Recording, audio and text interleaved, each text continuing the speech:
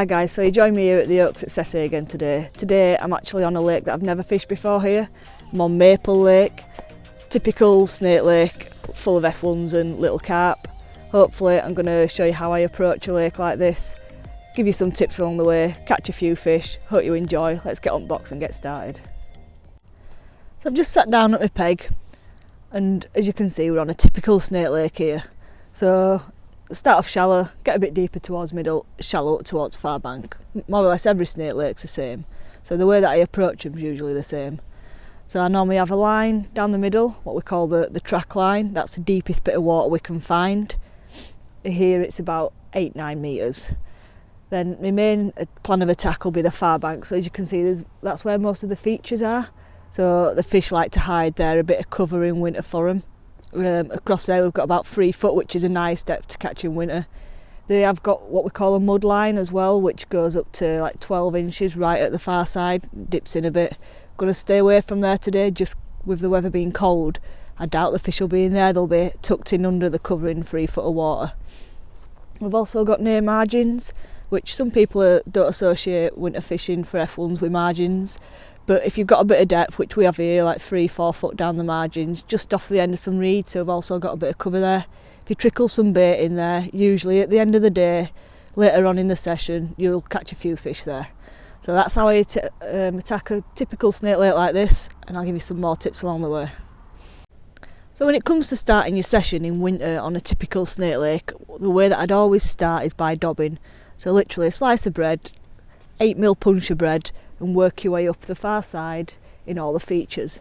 This is really good as one, you're not putting any bait into the swim, so if they're not wanting any bait, you're not killing it before you even get started. And two, it sometimes tells you where the fish are.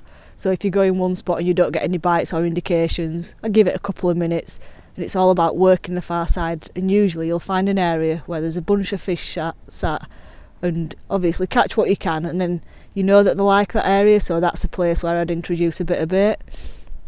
So this time of year the big pot stays in the bag, that doesn't often come out, and it's all about feeding with little cad pots. So the way that I'd feed a swim at the far side, so once I've done my dobbing, I have multiple lines, so I'll usually have 4 lines at the far side, and I'll literally kickstart one of them with a little nugget of crushed expander and barely no micros. So what is it there, like 20 micros, 30 micros, that's it. And I'd introduce that on one line and fish it out, and like I say, I've got 4 lines, I'll go between them, but I'll always leave one off to either the left or the right furthest away, and I'll try not to fish that one. The reason is because near the end of the session fish will back off, and if you leave somewhere to go it means you can catch them, whereas if you've been on all the swims and emptied them and like caught fish off all of them, sometimes you leave yourself nowhere else to go. So it's an important tip that leave yourself somewhere to go, somewhere, put a little bit of bait in, but try not to fish it for as long as you can, and when it comes to fishing it you'll catch a few. Down the track, literally just fill your toss pot with maggots, put that down, and then I'd sprinkle maggots over the top every so often. That line can come good later on in the session as well. As you'll probably like see now, the pattern is that it's really hard to start with, but the further on you go in your session it should get a bit better. And then same down your margins, probably won't feed them at the start, leave them halfway through, feed them half hour, 45 minutes before you're going to go on them.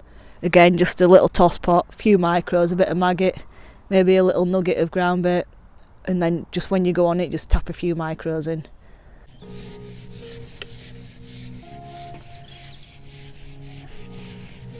Got one. Feeding little bits of pellets, not many at all. Slightest indication on the float and we've got a fish. Took a while to get going this morning with it being cold last night and winter. This sometimes can be the case when you're fishing for F1s, but once they turn up you can usually catch a few. Got a 9 hybrid slicking doing the work. Oh, there we go. Nice little F1. Look at that. Actually caught him on 2 2mm expanders. So sometimes it's worth just trying 2 of them on the hook rather than a 4mm, but See if I can get you a few more. So it's important to set little traps like I have done to catch this one. Literally tap a few pellets in, move to a different line, and then if you haven't had out on that one, go back to the other line. And it's all about putting little bits of bait down and just waiting. So you can't put loads of bait in, and sometimes if you put it in and sit on it straight away you don't get a bite. But I've found that if I tap like a dozen pellets in or so, sit and wait a little bit on a different line, and then when I go back in like 5 minutes later I'll catch. So it's mega important, just like I say, set little traps, give yourself plenty of options, and then you can catch a few fish when they're moving. You'll catch one and then probably have to move to a different line.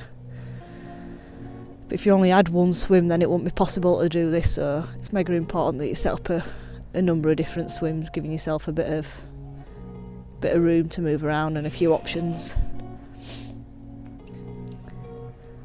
Just take your time with them, no rush. Look at that. Nice little common.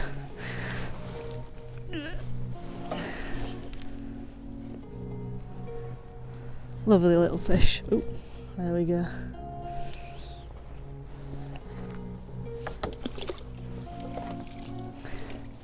So now I'm going to run you through what selection of bait I would bring me to a typical snake lake session this time of year. So starting with a ground bait, I wouldn't normally leave house without a bit of crushed expander. I like this because we're fishing micros and expanders, and a good little tip to get your swim started, literally, is feeding a little nugget like that. Just either whether you're fishing them down, middle, across, it's not going to do any harm, but I think it's an attractor, so when it's falling through the water, bits will break off and draw fish into your peg. So you don't need to mix a lot, literally just like a pint is more than ample, and then just drop little nuggets in. Second bait, micros.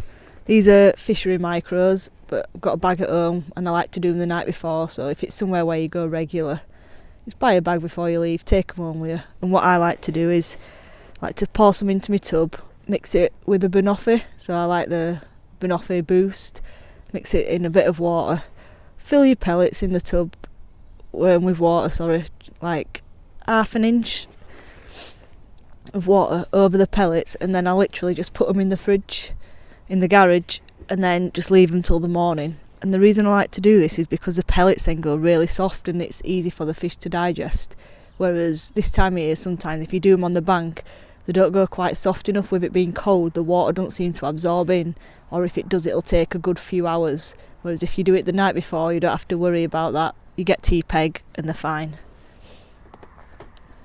With that, I like to bring a selection of expanders, so I like 4 and 2 mil expanders, and for this I like to use different colours this time of year and different smells, so I use like the haze or the lava rocks, and just literally do my pellets the night before, put a bit of haze or lava in, and I like to have a selection of 2 mils and 4 mils. Sometimes I find 2 mils on the hook is better than like a 4 mil. I think this just imitates the micros, sits there, it's not massive, it's not obvious, and you get to sometimes hook them shy F1s which you wouldn't normally catch, so I think that's a good tip, is a 2 mils. Then I've got some pinkies, not a lot, just a few, and with these I like them because I think sometimes when you're fishing maggots you can literally catch like the big F1s on 3 pinkies or like 2 pinkies. It's a really good change bait rather than just single maggot, so I do like to bring a few pinkies with me. And then the good old maggots, pint of maggots, don't often go anywhere without maggots, especially this time of year. If it's the hardest of hard days, they can always guarantee to get you a bite. So that's the bait that I bring with me, nice and simple. Let's catch some fish on it.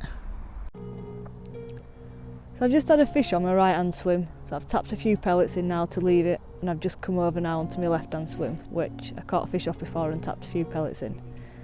That's how the day seems to be going. I seem to be tapping a few pellets in, leaving it, going on another swim, catching a fish, or if I miss a bite it means usually I don't get another bite on it, so I have to tap a few pellets in and move. So yeah, hopefully now I should hopefully get a fish, or at least a bite or an indication or something on this swim. Tapped a few pellets in on my other swim, but if I don't, I'll literally tap a few pellets in on this one and then move to the one where I caught a fish. Give it 3, 4, maybe even 5 minutes. That's all it takes. It doesn't take long, but for some reason if I continuously fish it and tap pellets in, I don't get as many bites or indications as what I do when I leave it. It's all about rotating swims and swim management. Like I said earlier, I've got 4 swims that I could potentially fish. One of them I've left out of the way and I haven't even had a go on it yet. And these, I've got 2 main swims which I seem to catch off. I have got one off a bit to this left where I have had a few bites and indications, but I haven't caught much from it. I'll give it another minute or so on this line, then I'll be looking to tap a few pellets in and move back onto the right hand swim where I've just had a fish. That has been the stronger side as well. I've had a few more carp on that side and a few better fish. But like I say, if I were just to fish there and nowhere else, I won't catch as many fish, so I need to give the fish time to come back in, get a bit confident, pick up the odd pellet, drop mine in the middle of them while they're feeding, and I seem to get one quite quick if I'm going to get one. Look, it's been like 3-4 minutes now and I haven't had an indication or anything. I'm literally just going to tap a few pellets in on that line and move to my next one.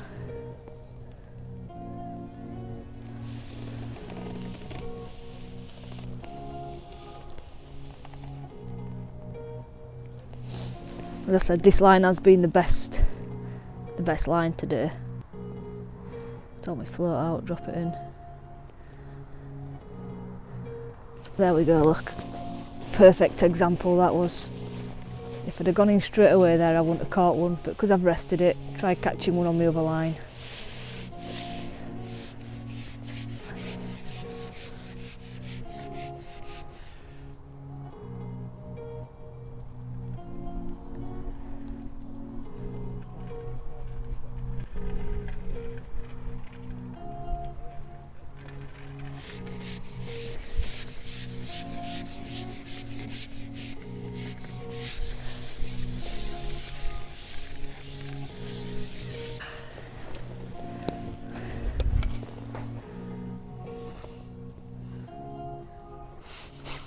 Nice little F1.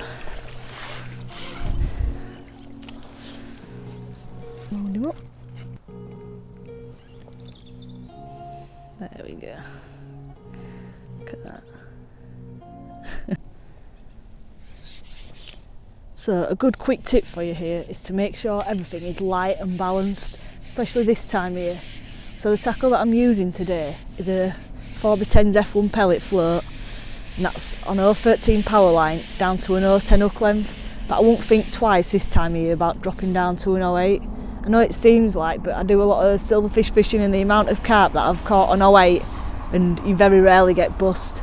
You just got to make sure everything's balanced. So by that I mean I've got a 9 hybrid slip elastic in today, but I won't think twice about dropping down to the 7. It's all about keeping it light, everything light. And that way you get the best sport out of it as well. We're not just catching these for the sake of it, we want to enjoy it. And the way you'll get the most enjoyment is by fishing light for them.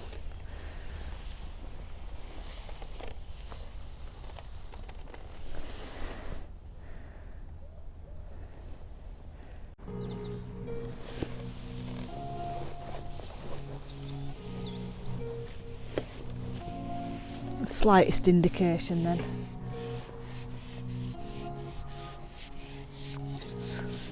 Like it's important to have that float dotted right down.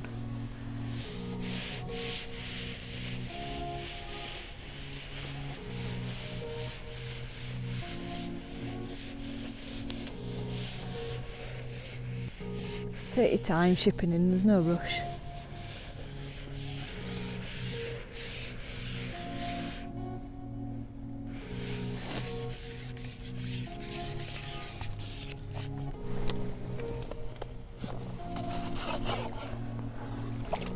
There we go.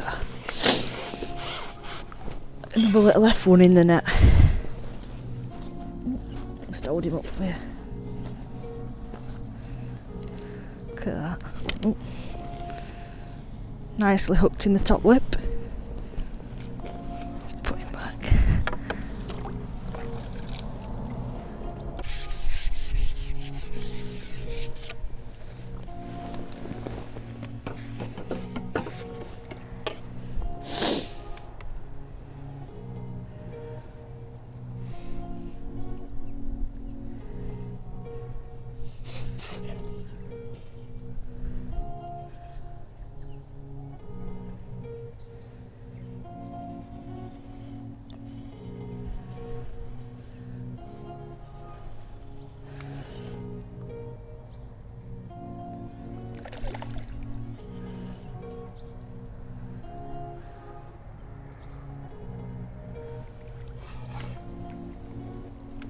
There.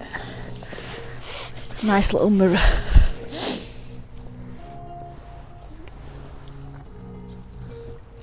Look at that, still see pellet hanging out of his mouth. That's another fish from down that margin. I've had a few fish down there now. I've had a lovely day, to be honest, and everything's worked out the way that I thought it would, which is always nice. It's been a hard day. I'm not saying it's been easy by any means, but one of them where we've just had to work at it, keep going, and a few fish have come along.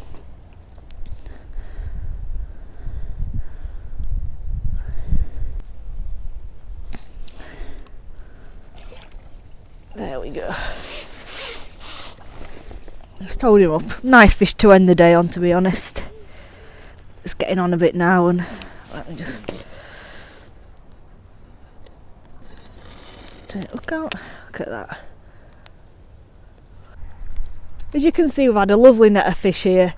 It hasn't been hectic, but the key today has been keep moving lines, so I couldn't catch them all down the same line. As I've explained, I had to tap a few pellets, move to another line, and then when I move back, that's when I get my bite indication or fish. It's lovely days fishing, plenty of bites. Hope you've enjoyed. Like, share and subscribe, and I'll bring you plenty more action. Cheers guys.